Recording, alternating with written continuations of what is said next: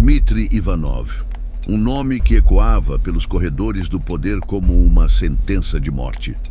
Seu relógio Patek Philippe valia mais que vidas inteiras. Seus parceiros internacionais tremiam diante de sua presença e seu império financeiro parecia intocável. Mas e se eu te dissesse que por trás de toda essa opulência havia uma traição que mudaria tudo? Uma mulher determinada a expor a verdade.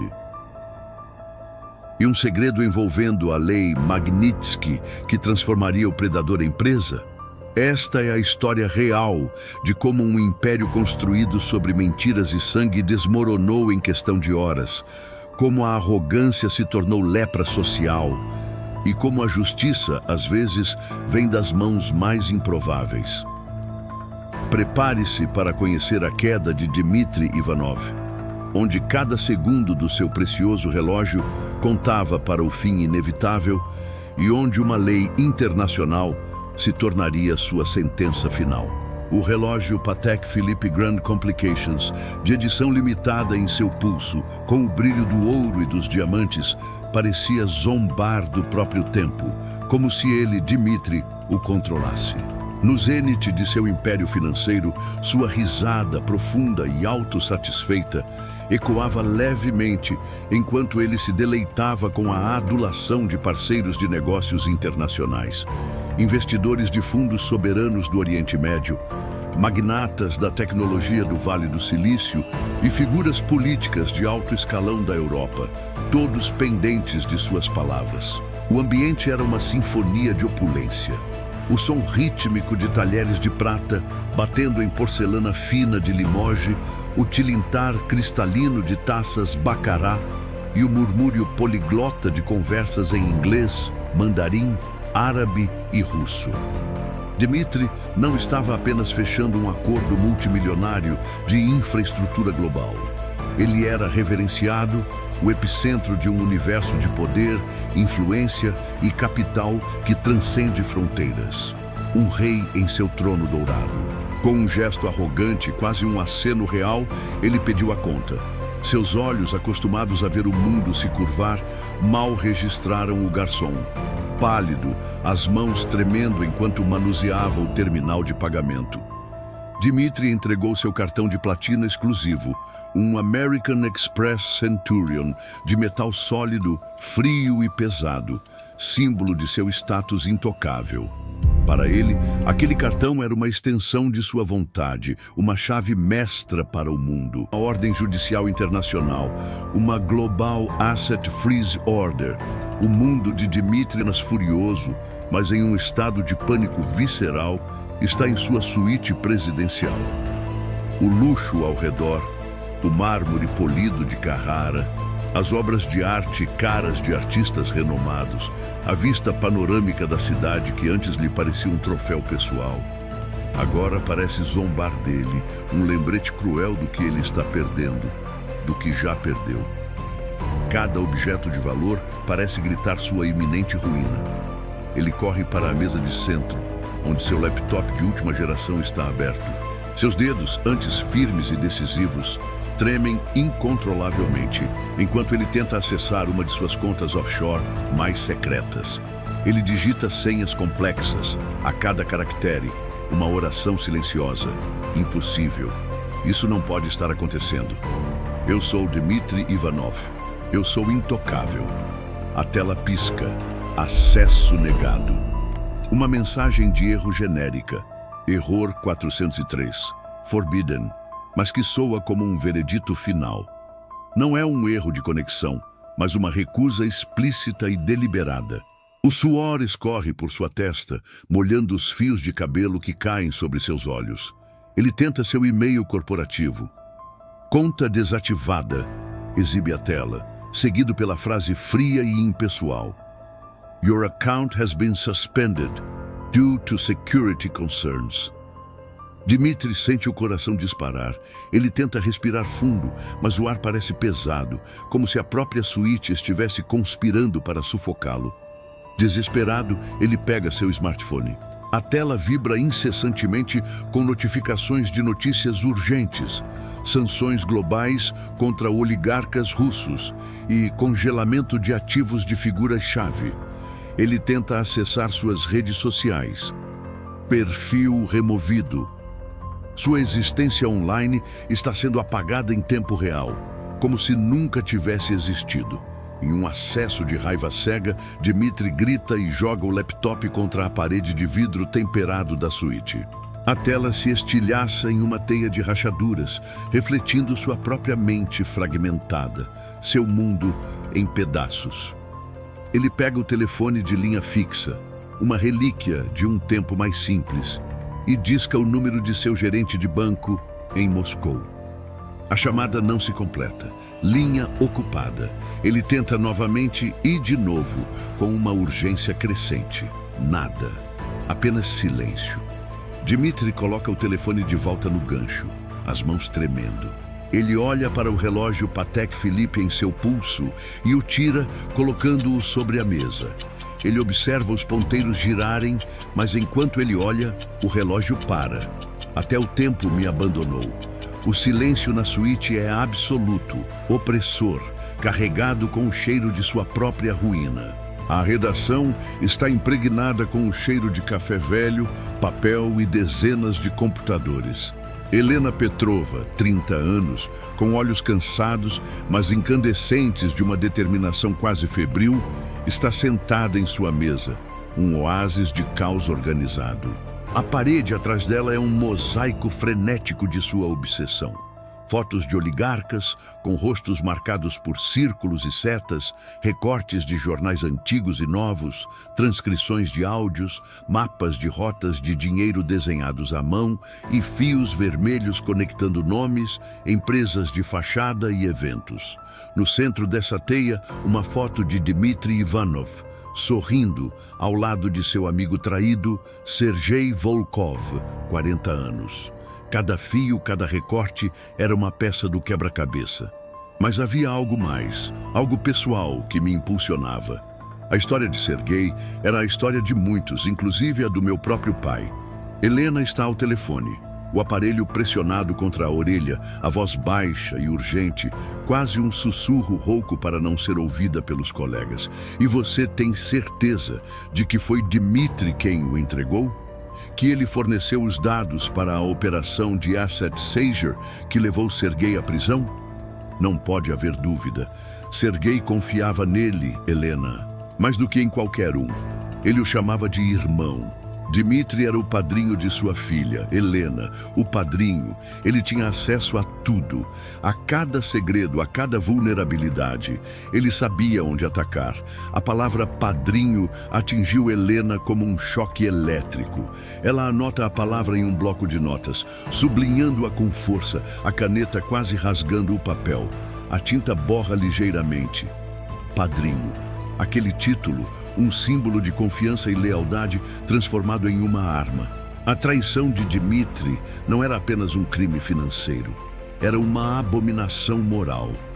Ela desliga o telefone, o clique final ecoando em seus ouvidos. Seus olhos se fixam na foto de Dmitry na parede. Ela pega um marcador vermelho, a ponta grossa e vibrante. Com um movimento decisivo e quase violento, um ato de justiça simbólica, ela circula a foto de Dmitry na parede, o vermelho berrante contrastando com o preto e branco da imagem. Não é mais apenas uma investigação, é uma missão pessoal. A caçada começou, e desta vez eu não descansaria até que a verdade viesse à tona e a justiça fosse servida, custe o que custar. Dmitry retorna à sua mansão em Moscou. A imponente fachada de pedra, antes um símbolo de sua grandiosidade e um bastião de sua privacidade, agora parece fria, vazia e opressiva, um mausoléu para sua antiga vida. Ele entra e o eco de seus próprios passos ressoa nos salões vazios, amplificando a solidão. Meu lar, meu refúgio, agora apenas uma concha vazia, um lembrete cruel do que eu havia perdido e do que eu havia causado. Ele encontra sua esposa, Katarina, 50 anos.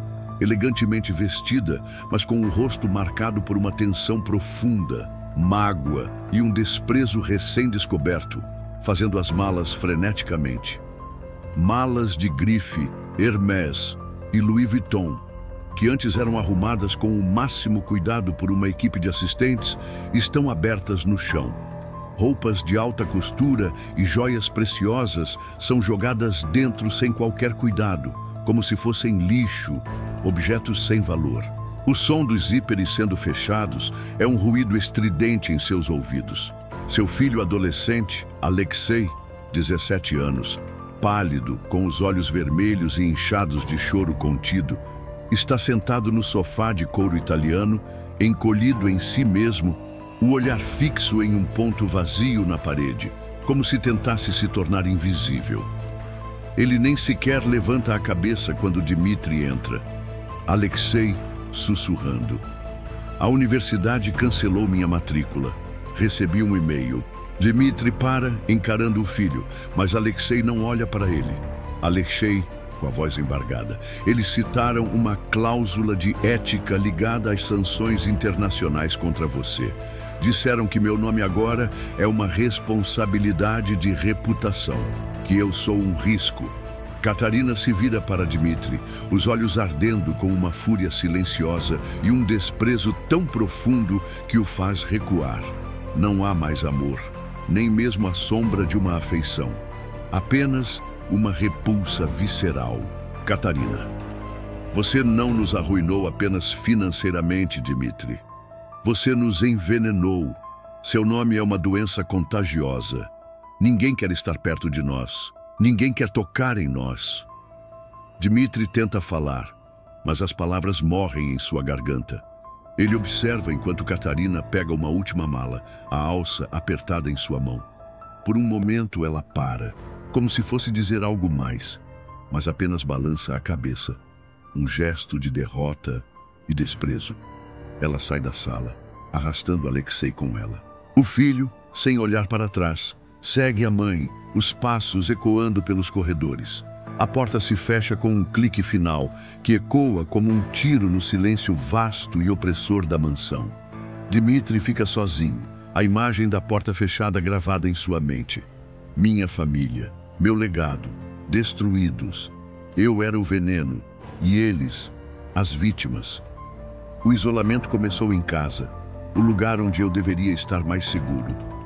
Ele se senta no chão frio, encarando o vazio, enquanto o silêncio da mansão o envolve como um sudário. Desesperado, com a mente girando em busca de qualquer salvação, Dmitri pega seu telefone. Seus dedos, ainda trêmulos, discam um número que ele sabia de cabeça, um número que representava uma dívida de gratidão, um elo com o poder que ele acreditava ainda possuir. Mikhail. Um antigo contato no governo, um homem que ele havia ajudado a enriquecer com inúmeros favores, propinas e informações privilegiadas sobre licitações e contratos estatais. Um homem que devia tudo a Dmitri. Mikhail, meu homem, meu trunfo, ele me devia. Uma voz feminina, secretária, com um tom profissional, mas distante, quase robótico. Atende. Secretária, gabinete do Sr. Mikhail. Dmitri, o Sr. Mikhail está disponível? É Dmitri Ivanov. É urgente. Diga que é sobre o Projeto Aurora. Ele vai entender. Ele espera, o coração batendo forte no peito, cada segundo uma eternidade. Ele imagina Mikhail, ao ouvir seu nome, largando tudo, correndo para o telefone, pronto para retribuir os anos de favores. Ele vai atender. Ele sempre atende. Ele sabe que me deve tudo. Eu o fiz. Eu o tornei quem ele é. Ele não pode me ignorar. Não pode. Após uma longa pausa, um silêncio carregado do outro lado da linha, um silêncio que se estende e se torna pesado, a secretária volta com uma voz fria e cortante, sem emoção, como se estivesse lendo um roteiro. Secretária. O Sr. Mikhail pediu para informar que ele não conhece nenhum Dmitri Ivanov e que qualquer tentativa de contato será considerada uma ameaça à segurança. Dmitry congela, o telefone pressionado contra sua orelha. Não me conhece? O homem que eu construí? Aquele que eu alimentei com poder e dinheiro? A chamada é abruptamente desligada. O som do clique final ecoa na vastidão da mansão. Um som seco e definitivo. Dmitry encara o telefone. Seus olhos, antes cheios de uma esperança tênue, agora se enchem de um choque gélido. Eu estava sendo apagado da história, não apenas da vida. Ele tenta discar novamente, mas suas mãos tremem tanto que o telefone escorrega de seus dedos e cai no chão. Dmitry se ajoelha para pegá-lo, mas para, encarando o aparelho como se fosse um objeto estranho.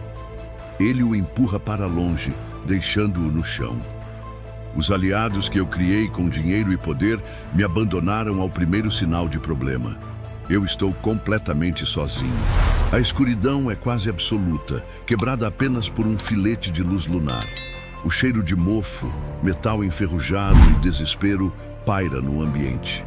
Dmitry, irreconhecível em um boné de beisebol surrado, um moletom com capuz e óculos escuros, tenta se misturar às sombras, seus ombros encolhidos, a postura de um homem que tenta desaparecer. Ele, que antes comandava salas de conselho, agora se esconde em um covil de ratos. Eu, Dmitry Ivanov, reduzido a isso. Escondido, rastejando, buscando ajuda no submundo que eu desprezava. A ironia era um chicote. Ele se aproxima de uma figura sentada em um caixote virado. Um notório limpador financeiro. 50 anos, rosto inexpressivo, olhos frios e calculistas que parecem ver através de qualquer disfarce. Um homem que se especializou em movimentação de capital ilícito e engenharia financeira reversa para criminosos e oligarcas caídos. Este homem é a última esperança de Dmitry, o último recurso quando todas as portas legais e ilegais se fecharam.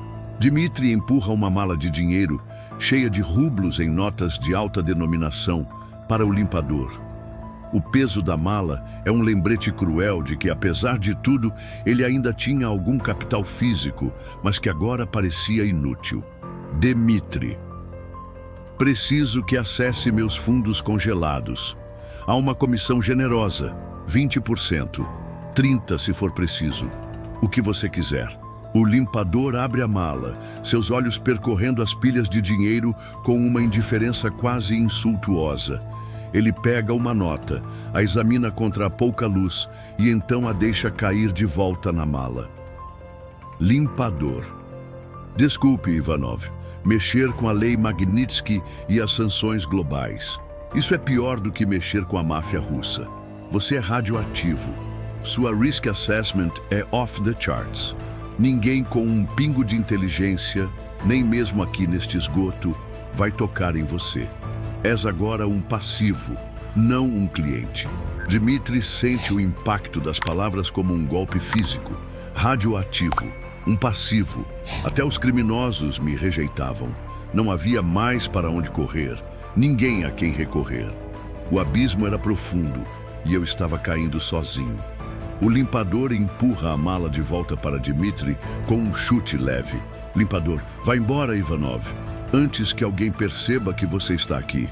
Dmitry olha para a mala, agora um peso morto em suas mãos. Ele a deixa cair no chão, o som ecoando pelo galpão vazio.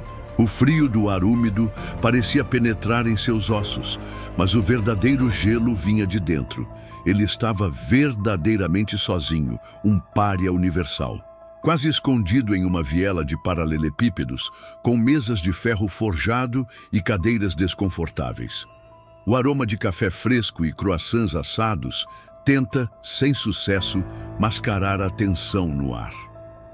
Helena Petrova, com a mesma determinação incansável, mas agora com uma paciência calculada, está sentada em uma mesa no canto mais discreto, observando a porta. Eu sabia que Ania estaria com medo. A vida dela havia sido virada de cabeça para baixo, mas ela era a chave, a última peça do quebra-cabeça de Sergei. Ania Volkova, 40 anos, viúva de Sergei, com um ar de fragilidade e medo constante, como se esperasse ser caçada a qualquer momento, entra no café. Seus olhos varrem o ambiente com uma ansiedade palpável. Ela se senta em frente a Helena, mas seu corpo permanece tenso, pronto para fugir. Seus olhos azuis, antes vibrantes, agora opacos e cheios de sombras.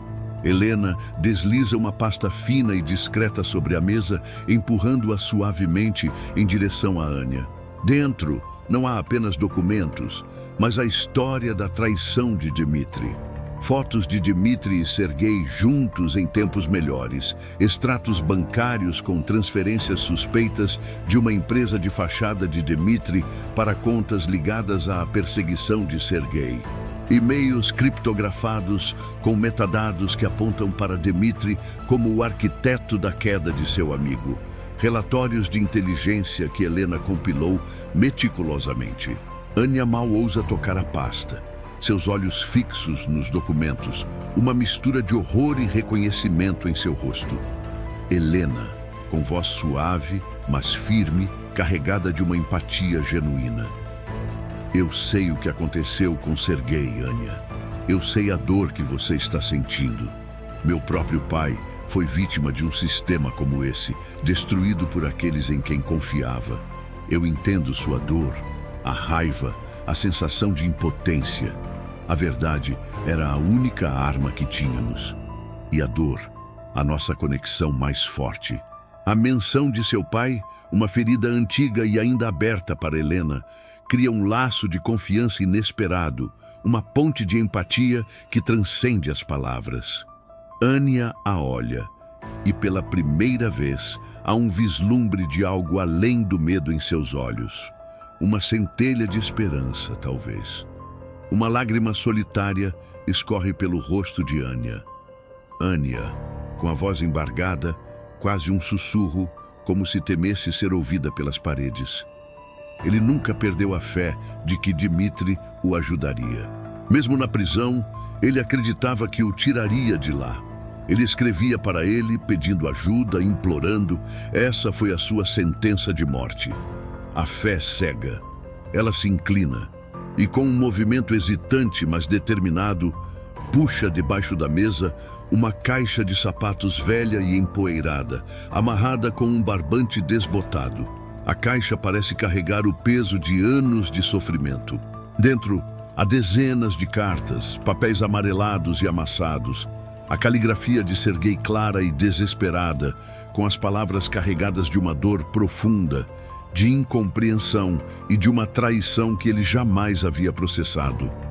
Cartas que ele escreveu da prisão, mas nunca enviou, temendo que fossem interceptadas, que pudessem prejudicar sua família. As palavras de um homem morto, a prova viva de uma traição. Aquelas cartas eram mais do que papel. Eram o grito de uma alma, a verdade que Dmitri tentou enterrar. Anya entrega a caixa a Helena, seus dedos roçando os dela. É um gesto de entrega, de confiança, de uma esperança frágil de que, finalmente, a verdade possa trazer algum tipo de paz. Helena segura a caixa, sentindo o peso daquelas palavras não ditas, daquela dor contida. Ela sabe que ali está a chave para desmascarar Dmitri de uma vez por todas. O apartamento é um contraste gritante com a mansão. Pequeno, desorganizado, com caixas de papelão empilhadas e o cheiro de comida barata. Dmitri, agora visivelmente mais magro, com barba por fazer e os olhos fundos, está sentado em um sofá rasgado, assistindo a um noticiário em um televisor antigo. A tela mostra a imagem de Helena Petrova, com sua expressão séria e determinada, ao lado de um gráfico complexo de fluxos financeiros e nomes interligados. E a jornalista Helena Petrova, em uma investigação exclusiva, revela a teia de corrupção e traição que levou à queda do oligarca Sergei Volkov, apontando para Dmitri Ivanov como o principal arquiteto por trás da operação de congelamento de bens e prisão de seu ex-sócio. Dmitri aperta o controle remoto com tanta força que os dedos ficam brancos. Ele tenta mudar de canal, mas a imagem de Helena e as notícias sobre sua própria ruína parecem persegui-lo em todas as emissoras. Cada canal, uma nova faceta de sua desgraça. Ela, a jornalista, uma formiga insignificante, mas com a persistência de um carrapato. Ela estava desenterrando tudo, meus segredos, minhas mentiras. Ele se levanta abruptamente, o corpo pesado, e caminha até a janela. A vista não é mais a panorâmica da cidade, mas um beco sujo e escuro. Ele vê um grupo de homens se aproximando do prédio, figuras sombrias e ameaçadoras. Não são policiais. São os antigos capangas de Sergei. Homens que ele havia traído e que agora, com a verdade exposta, estavam cobrando a dívida.